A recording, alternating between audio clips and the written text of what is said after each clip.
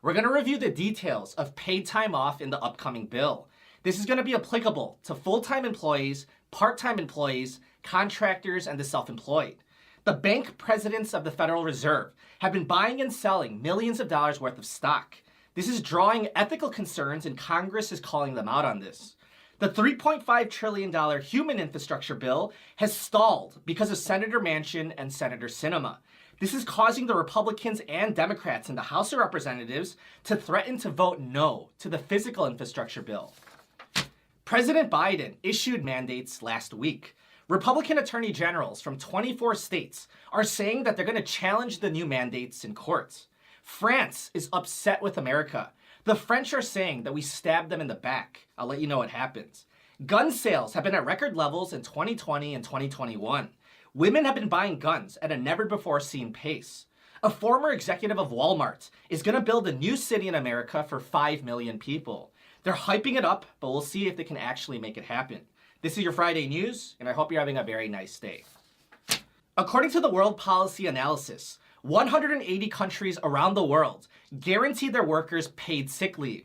America is one of just 11 countries that doesn't. We're getting more details about the paid leave in the upcoming bill. There's going to be 12 weeks of paid family leave and sick leave. You're going to get 2/3 of your wages for up to 12 weeks each year, but it would be capped at $4,000 a month. Part-time employees and the self-employed, they would qualify too. This plan is going to be implemented in June of 2023.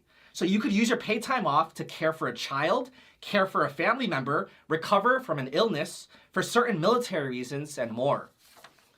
9 states already have paid leave legislation. California, Colorado, Connecticut, Massachusetts, New Jersey, New York, Oregon, Rhode Island, and Washington. If the federal paid leave is better than the state paid leave, then the federal rules would override the state rules. If the state rules are more favorable, then the state rules would remain. So you could think of it like minimum wage. So there's a federal minimum wage, and some states, they have their own state minimum wage. And you're going to go with whichever one is better or whichever one is more. So this would be administered by the U.S. Treasury Department or the Social Security Administration. Nearly all workers would qualify as long as they have some wages in the previous 6 months. There's been an ethics concern within the Federal Reserve. Members of the Federal Reserve have been buying and selling millions of dollars worth of stock. This is an ethics concern because the Federal Reserve members are in a position of power, they can influence the markets, and they have access to non-public information. The Federal Reserve Bank president of Dallas, Robert Kaplan, made multiple trades worth more than $1 million. The Federal Reserve Bank president of Boston was trading REITs, special investment vehicles, and stocks. The chairman of the Federal Reserve, Jerome Powell, told Federal Reserve members to review their bank's ethics rules. Powell said that he ordered the review because the trust of the American people is essential for the Federal Reserve to effectively carry out our important mission. Senator Elizabeth Warren sent letters to the Federal Reserve regional bank presidents demanding that they become more ethical. Senator Warren said this is concerning because it is a conflict of interest among high-level officials with far-reaching policymaking influence and extraordinary access to information about the economy. The regional bank presidents have agreed to sell their individual stock holdings, and just by coincidence, the stock market is near all-time highs. In political news, regarding the $3.5 trillion human infrastructure bill, Democratic Senators Kyrsten Sinema and Joe Manchin are threatening to vote no to the bill. President Biden met with Sinema and Manchin, and we're waiting to hear how they want to move forward. The Speaker of the House, Nancy Pelosi, wanted to pass the physical infrastructure bill and the human infrastructure bill together at the same time. The $1.2 trillion physical infrastructure bill already passed in the Senate with support from the Democrats and the Republicans, and it got sent to the House of Representatives. But Pelosi refuses to bring it up for a vote.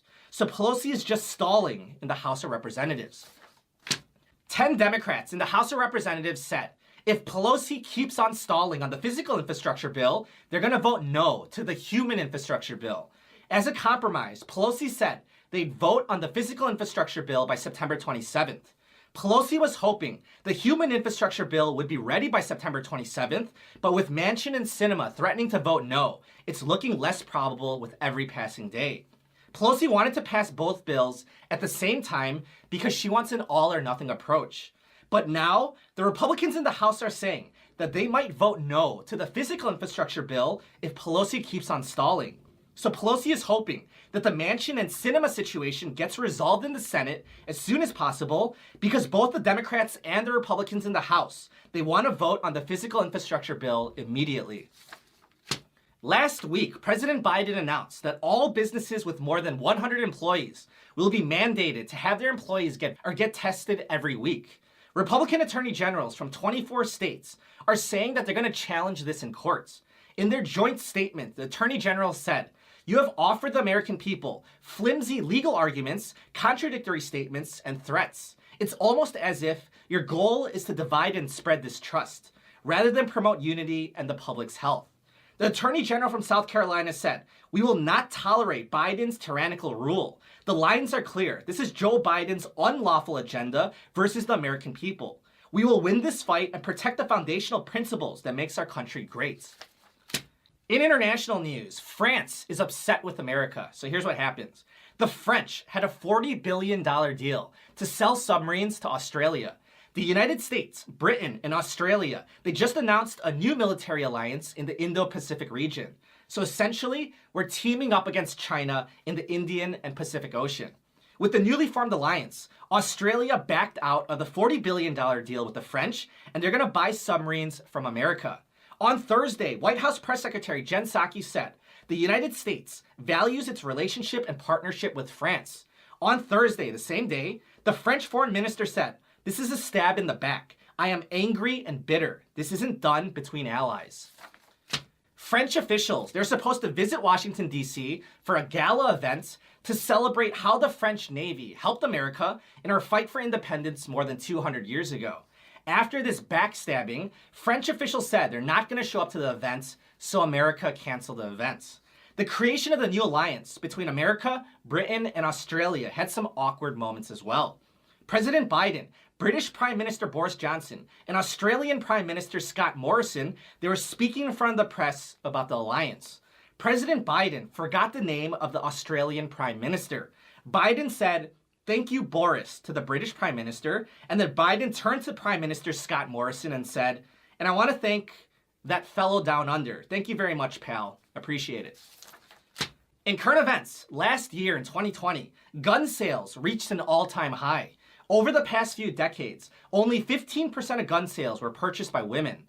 Since 2019 until now, 3.5 million women became new gun owners. During the same time, 4 million men became new gun owners. So this is a big jump in the quantity of new gun owners and also the percentage of women buying guns.